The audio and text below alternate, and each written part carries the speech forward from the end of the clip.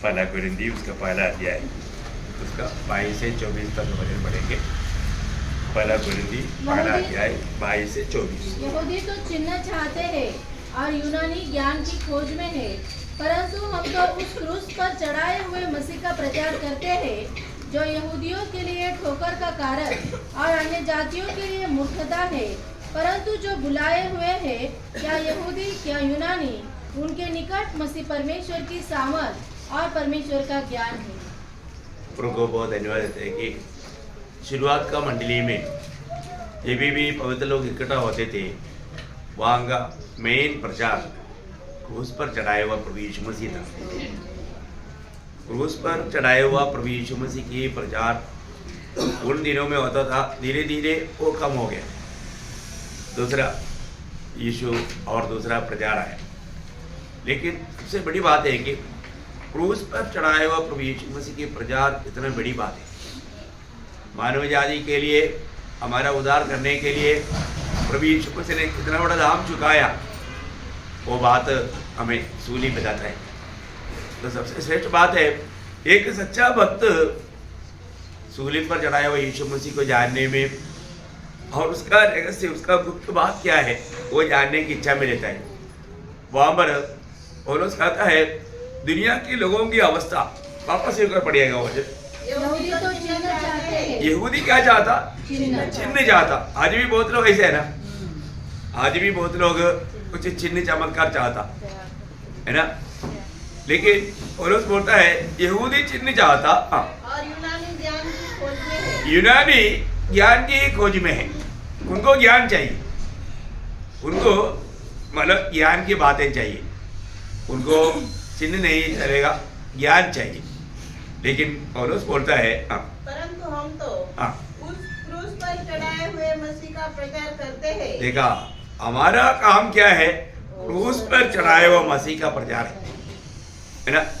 मसीह की क्रूस पर मृत्यु का कारण क्या है, वो सूली पर क्यों मरा है, वो बात का संदेश दुनिया को देना, ये था पौलुस का जीवन का लक्ष्य है ना। आज भी हम जब प्रभु की उपस्थिति में आया, हम किस प्रकार का संदेश सुनना चाहता है। एक्चुअली सूली पर चढ़ाए हुआ यीशु मसीह का संदेश शायद आज भी लोगों को इतना उत्साह या प्रोत्साहन नहीं मिलता, लेकिन हमारे जिंदगी में हमें सबसे बढ़कर के, दुनिया के हर एक बातों से बढ़कर, पौलुस कुरिन्थ मंडली में रहने के समय में वो गवाही भी देता है। उसका दूसरा अध्याय का दूसरा वचन, मैंने ठान लिया था कि तुम्हारे बीच यीशु मसीह वरन क्रूस पर चढ़ाए हुए मसीह को छोड़ और किसी बात को न जाने। देखो कितना सुंदर बात है। मेरा जीवन का एकमात्र लक्ष्य है, प्रियो, हम प्रभु में आने के बाद में हमारा जीवन का लक्ष्य क्या है? क्रूस पर चढ़ाए हुआ प्रभु यीशु मसीह हमारे जीवन का लक्ष्य है क्या? हम लोग परखना चाहिए हम लोग किस लक्ष्य में जीवन बिताता है। प्रभु को जानने में हमारा कितना बड़ा उत्साह है। शुरुआत का मंडली की अवस्था आप सोचेगा तो मानव करीब 150 तक का समय का चरित्र हम लोग प्रेरितों के कामों से पढ़ता है।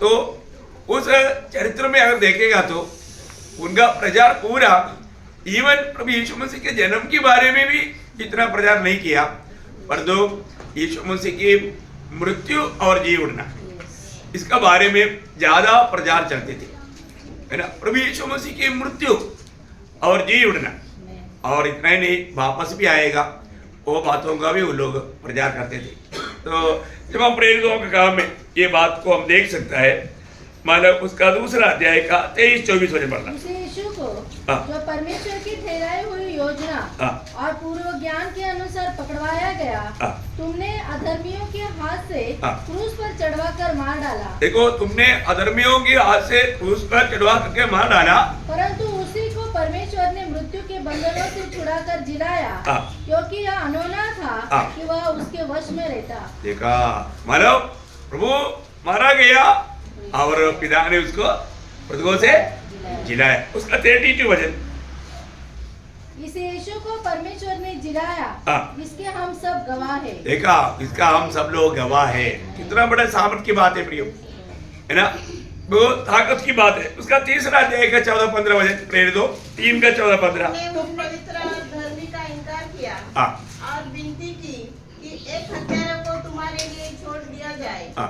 और तुमने जीवन के कर्ता को मार डाला, जीवन की कर्ता को मार डाला, जिसे परमेश्वर ने मरे हुओं में से जिलाया। हाँ।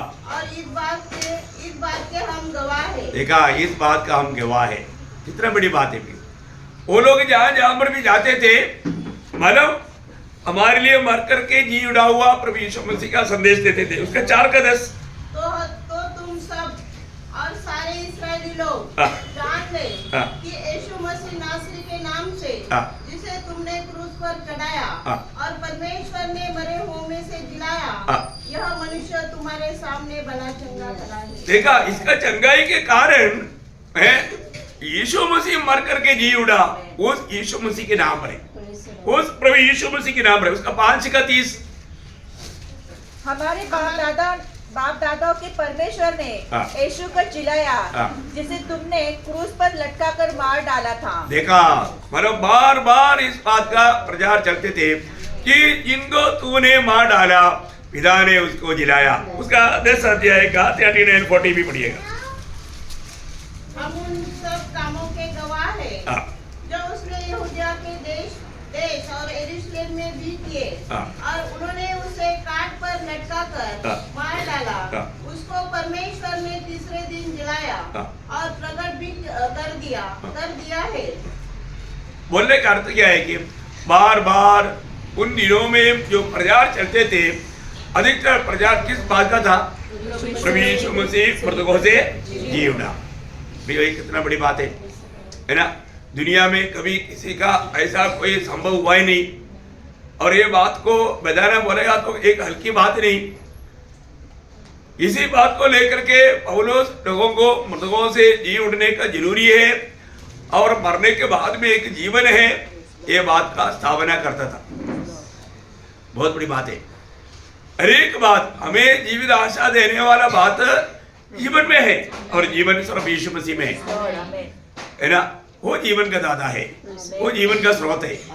तो सबसे बड़ी बात है कि आज भी आपको मालूम है, नया नियम की मंडली को प्रभु ने 2 काम दिया जो कर्म, एक मानव बपतिस्मा है और एक प्रभु में से।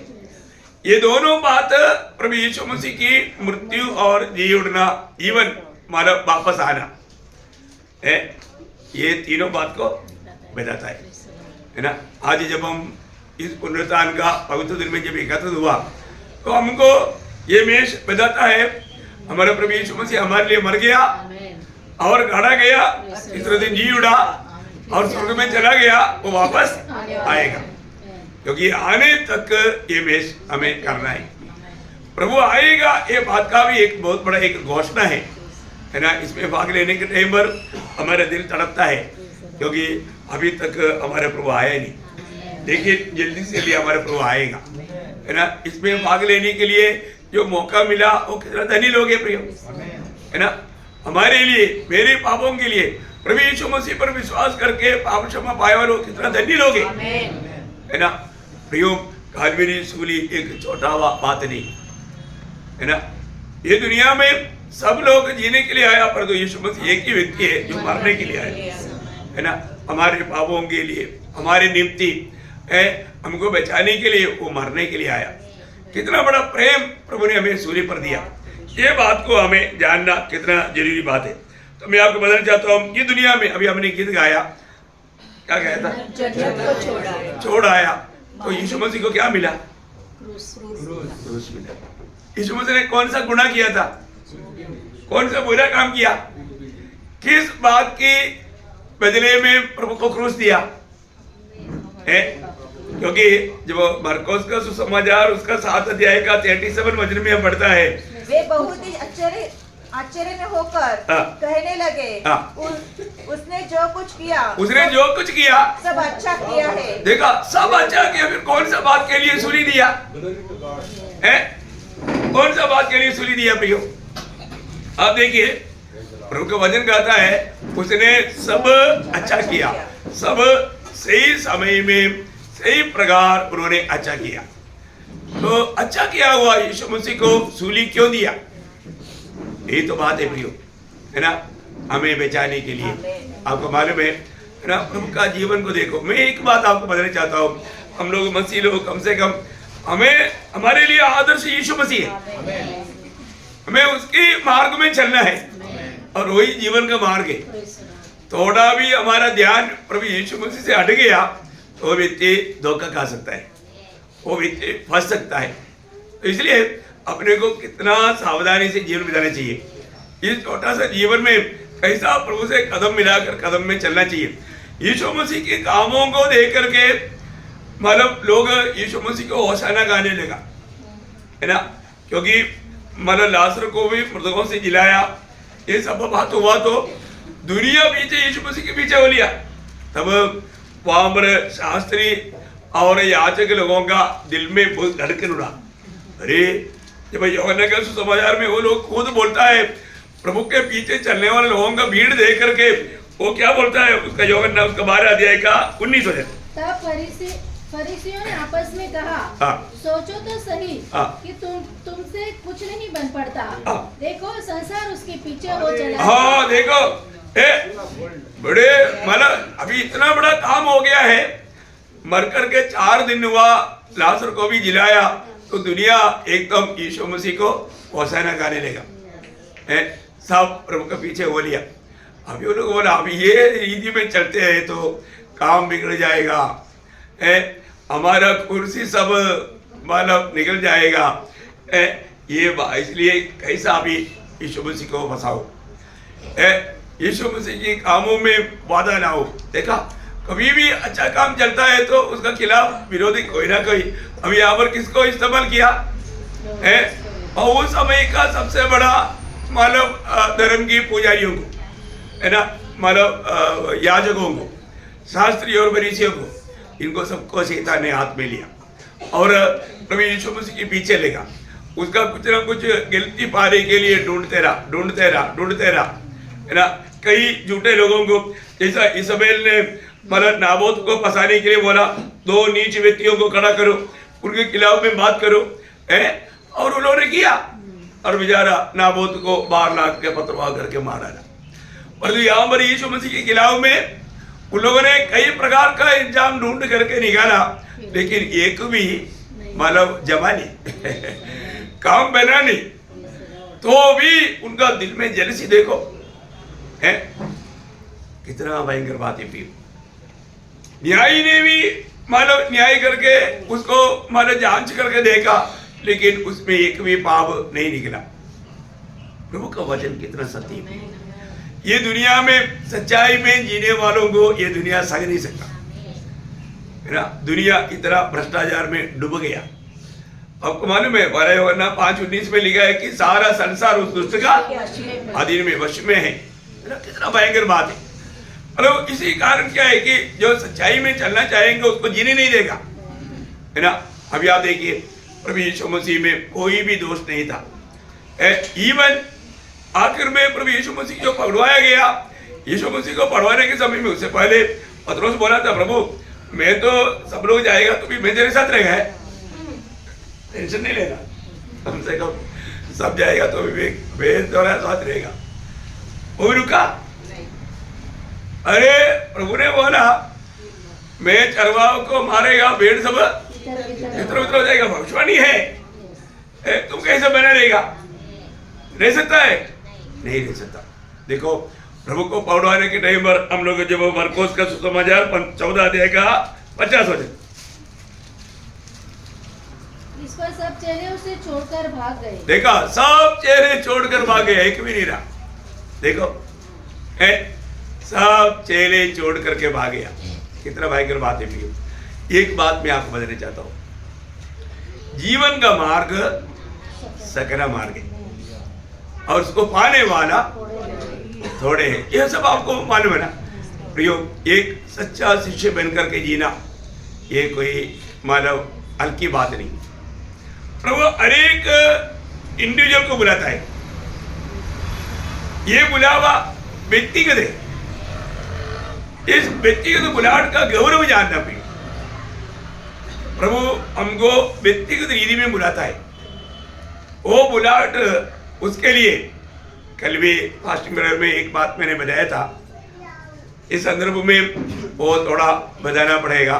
लूका का सुसमाचार उसका 14 अध्याय उसका 25 से 27 तक का वचन। जब भीड़ उसके साथ जा रही थी तो उसने पीछे मुड़कर उनसे कहा, यदि कोई मेरे पास आए।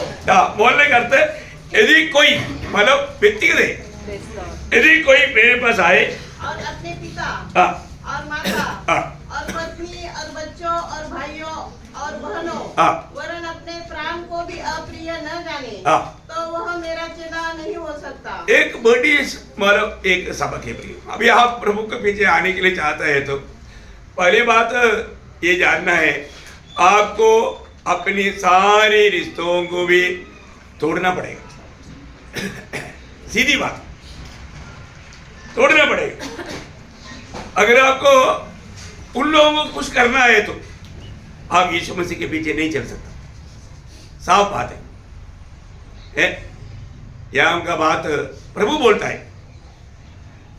अगर तुम अपनी माँ बाप से मुझसे बढ़कर अगर प्रेम करता है, मानो इसका मतलब क्या है कि आप जिससे प्रेम करता उसका बात तो मानता है, या पत्नी या बच्चा वो बात बोलेगा, उन लोग बोलेगा चलो मेरा पत्नी ने बोला, मेरे बच्चे ने बोला, मैं उनका बात सुनते हैं। वो व्यक्ति प्रभु यीशु मसीह का चेला बन सकता?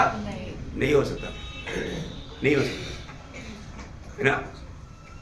प्रभु से बढ़कर और हम किसी को भी प्रेम करेगा वो व्यक्ति यीशु मसीह का चेला नहीं हो सकता करके यीशु मसीह ने बोला है, तो उसमें कुछ जोड़ने का प्रयास आप मत करो।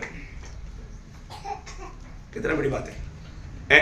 अभी उसका 27 बने। और जो कोई अपना क्रूस न उठाए और मेरे पीछे न आए। देखा, जो कोई अपना क्रूस ना उठाए और मेरे पीछे ना आए वह भी मेरा चेला नहीं हो सकता। नहीं हो सकता। आप एक सच्चा मसीह बनना चाहते हो, आप एक सच्चा चेला बनना चाहते हो, अभी भी मैं एक चेला है क्या?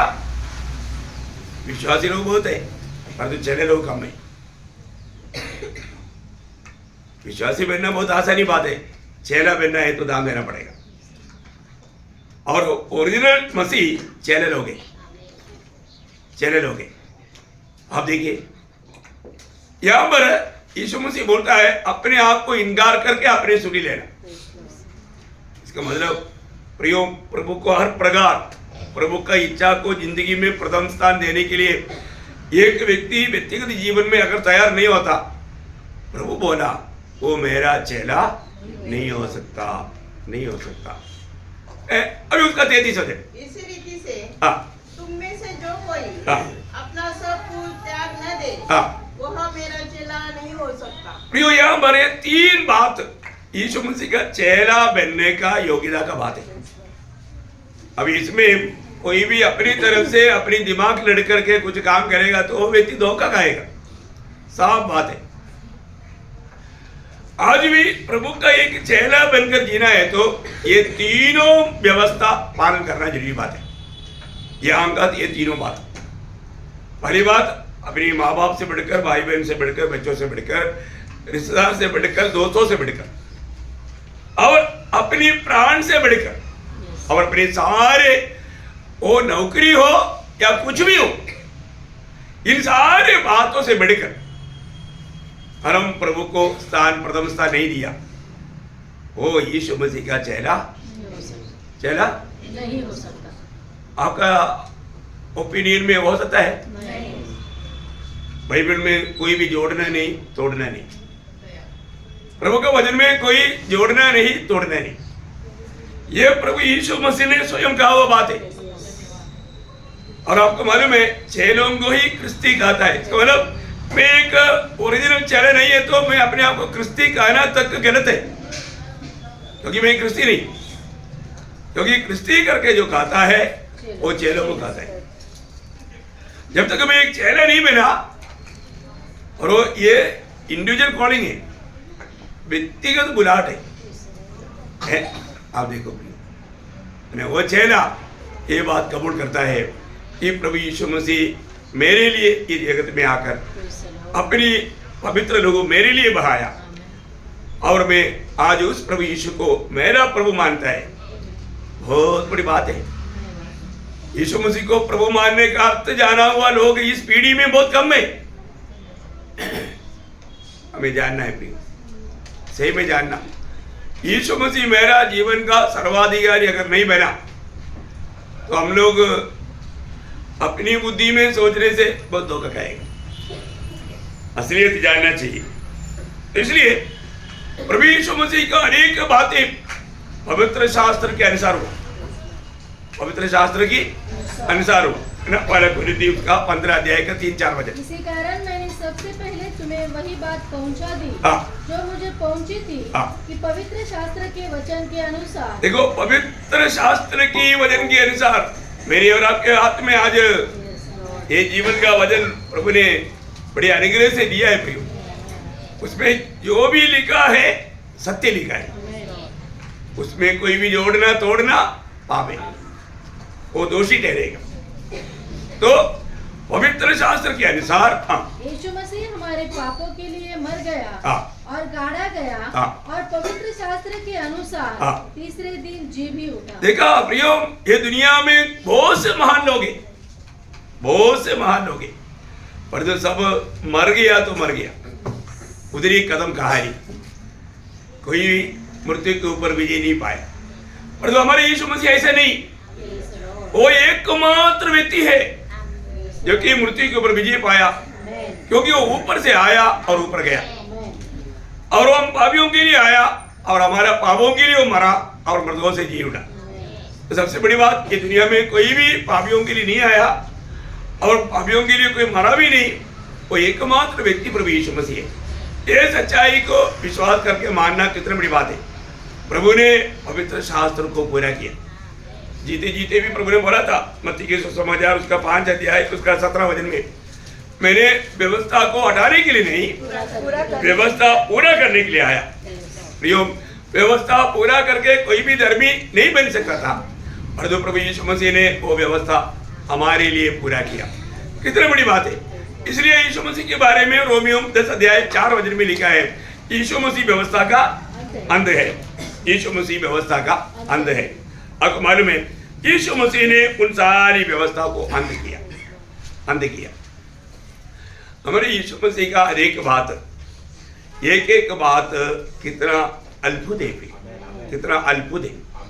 अब देखिए, सूली पर लटकाने वाला व्यक्ति कभी भी अच्छा बात नहीं कहता, कभी भी अच्छा बात नहीं कहता, है ना। ये चरित्र है।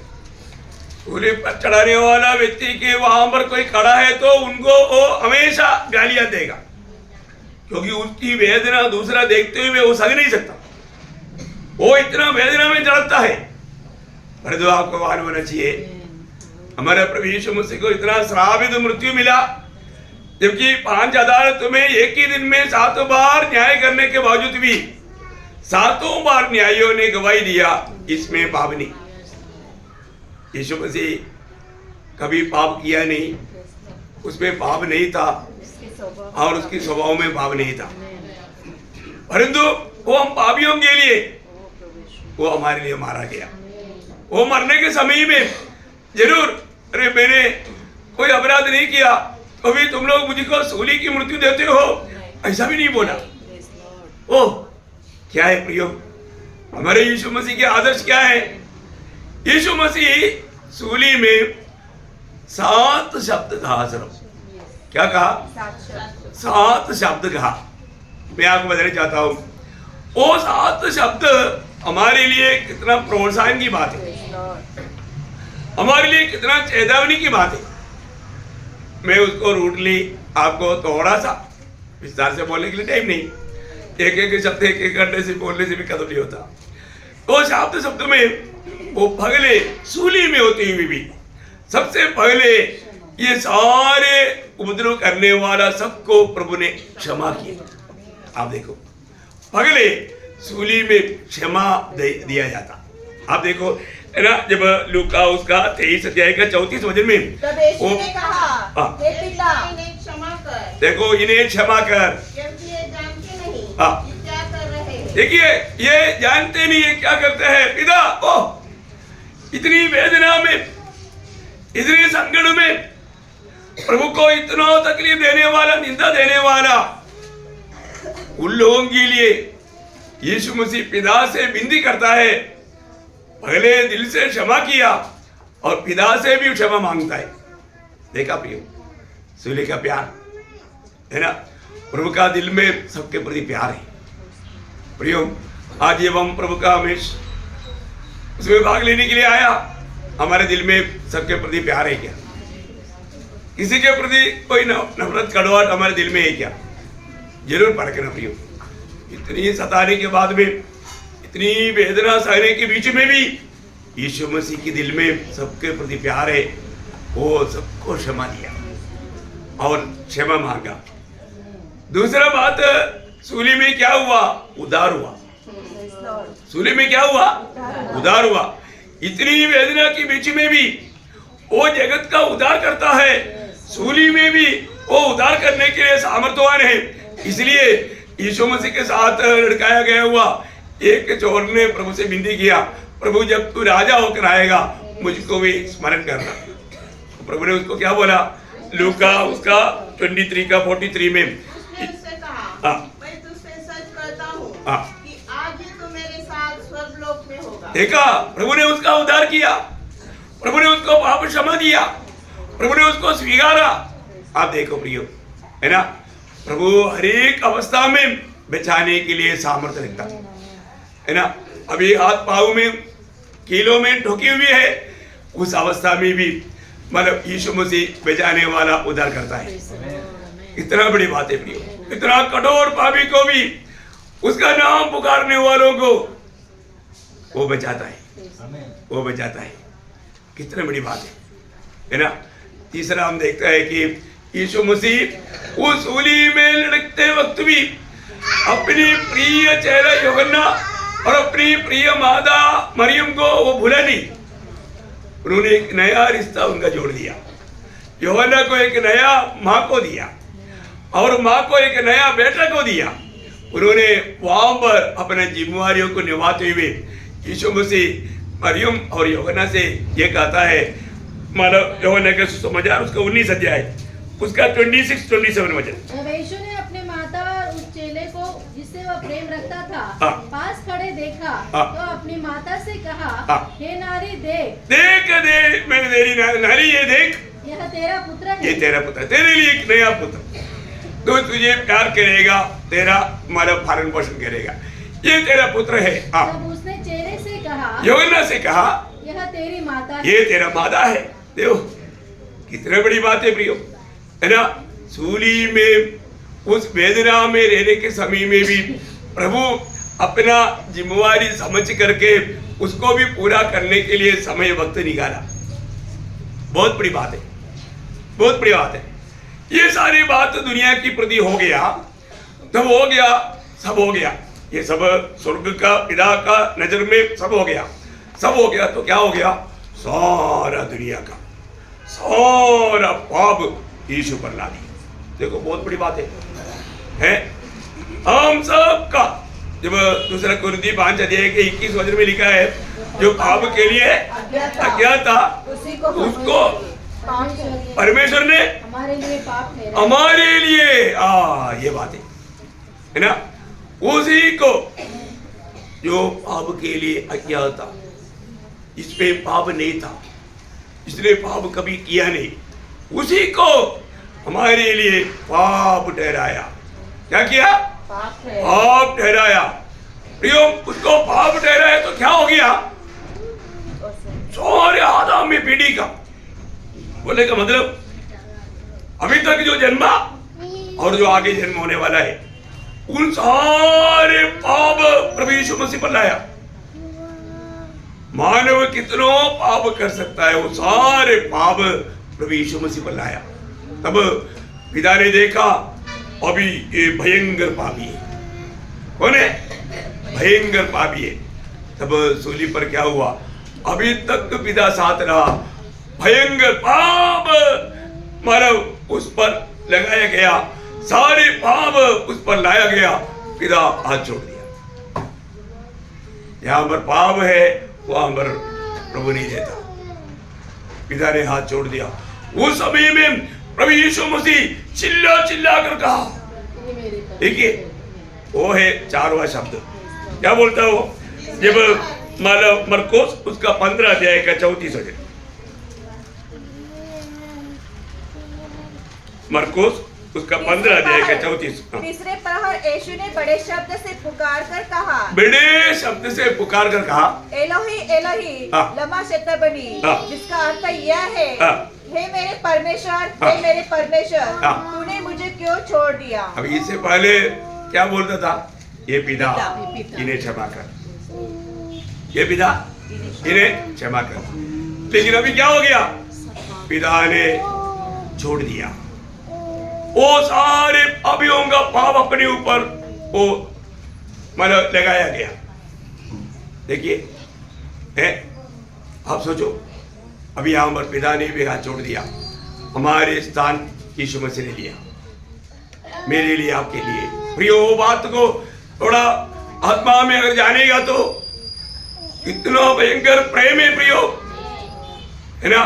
और उस समय में पिता ने भी पुत्र को छोड़ दिया, तब हमारा स्थान में वो हमेशा पिता का वो अभी माना नाता टूट गया, नाता टूट गया। अभी वो बोलता है, हे परमेश्वर, देखा है, एक पापी का पुकार है, हे परमेश्वर तूने मुझे क्यों छोड़ दिया। कोई उतर आया? कोई उतर नहीं आया, कोई उतर नहीं आया, कोई सुनने वाला नहीं। प्रियो, वो कितना वेदनाजनक बात था। हम सबका पाप का भार यीशु मसीह पर लाया गया, यीशु मसीह को पिता ने छोड़ दिया। वो वहां पर वो हमारे लिए नरक का यातना उड़ाया, नरक का भयानक वेदना उड़ाया। इसको समझना प्रियो, उधार पाया वो लोग ये जानना, हम लोग जो नरक में उस आग में तड़पना चाहिए था, वो तड़प यीशु मसीह के जीवन में आया। वो इतना भयंकर रीति में उस वेदना में तड़पने लगा, उसको नरक का भयानक मृत्यु का वेदना आया, उसने मृत्यु का स्वाद चखा। वो कितना भयंकर है, वहां पर ऐसे लिखा, इब्रानियों 2 अध्याय का 9 वचन, इब्रानियों 2 अध्याय उसका 9 वचन। पर हम यीशु को, जो स्वर्ग से कुछ ही कम किया गया था, मृत्यु का दुख उठाने के कारण महिमा और आदर का मुकुट पहने, है ना। जब प्रकाशित वाक्य 21 अध्याय का 8 वचन, 21 अध्याय का 8 वचन, परंतु डरपोकों और अविश्वासियों और घिनौनों और हत्यारों और व्यभिचारियों और टोनों और मूर्ति पूजकों और सब झूठों का भाग उस झील में मिलेगा जो आग और गंधक से जलती रहती है। यह दूसरी मृत्यु है। देखा, यह है मृत्यु। तो यीशु मसीह ने उस मृत्यु की स्वाद चखा, मृत्यु की स्वाद चखा।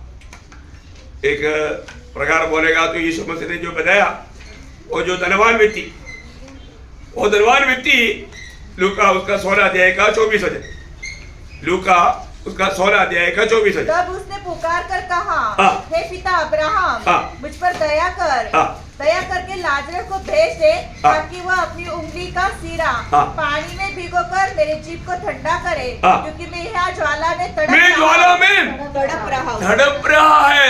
रहा है। यीशु मसीह यहाँ पर तड़पा। यीशु मसीह ने उस नरक की स्वाद चखा। उस नरक की स्वाद चखने के समय में वो जो धनवान को क्या हुआ था, वो उसको क्या हुआ, प्यास हुआ। क्या लगा? प्यास लगा। तो यीशु मसीह ने यहाँ पर 5वां शब्द वही बोला, नरक का स्वाद चखने के समय में यीशु मसीह बोलता है, मैं प्यासा हूँ। देखा, मैं प्यासा हूँ, बात समझ में आया ना। यूहन्ना 19 अध्याय उसका 28 वचन, ये है प्रभु ने सूली पर बताया हुआ 5वां शब्द। जब 4वां शब्द पिता ने छोड़ दिया, 5वां शब्द उस नरक की स्वाद चखा हुआ यीशु मसीह को प्यास लगा। इसके बाद यीशु ने यह जानकर कि अब सब कुछ पूरा हो चुका, हाँ। इसलिए कि पवित्र शास्त्र में जो कुछ हाँ। कहा गया वह हाँ। पूरा हो। हाँ। कहा, मैं प्यासा हूँ। मैं प्यासा हूँ। ओह, कितना बड़ी बात है प्रिय। पवित्र शास्त्र पूरा होने के लिए, क्योंकि उस समय में प्रभु को क्या पिलाया जाएगा वो सब लिख कर रखा ना प्रियो, वो बहुत अद्भुत बात है। यीशु मसीह हमारे लिए नरक का स्वाद चखा, और अभी नरक का स्वाद चख लिया तो खत्म हो गया। क्या हो गया? खत्म हो गया। मानव जाति के लिए जो नरक का स्वाद भी चख करके सारी बात पूरा हो गया। आखिरी मतलब जो पेड करना था वो भी पेड हो गया, पेमेंट हो गया। तब यीशु मसीह बहुत आनंद से, बड़ी खुशी से उस समय में जयमेरी के साथ वो बोलता है, सब कुछ पूरा कर दिया। ये है छठवां वचन, है ना? यूहन्ना 19 अध्याय उसका 30 वचन में पढ़ता है ना? हाँ, जब यीशु ने वह सिरका लिया हाँ, तो कहा, हाँ, पूरा हुआ। पूरा हुआ। प्रियो, ये जो बात, ये शब्द विजय का ध्वनि है। आमेन, आमेन। क्या है? विजय का ध्वनि। ओह, हमारे यीशु मसीह ने हमारे लिए आदम में पीढ़ी का सब पापियों का आखिरी मानो नया पैसा तक दे करके पूरा किया, और एक विजय का घोषणा पूरा हुआ, पूरा हुआ, पूरा हुआ, पूरा हुआ। एक बहुत बड़ी बात है प्रियो। इसलिए आखिर में पूरा हो गया है तो अब पिता वापस ज्वाइन हो गया। देखा, अभी तक पिता दूर था, पूरा हो गया, पूरा पेड हो गया, फिनिश कर दिया, सबके लिए द्वार खोल दिया, सब कुछ पूरा किया पुत्र ने। पिता आनंदित हो गया, वापस आ गया। इसलिए आखिरी यीशु मसीह ने शब्द बताया। आखिरी शब्द क्या बोला? लूका 23 का 46। और यीशु ने बड़े शब्द से पुकार कर कहा, हाँ।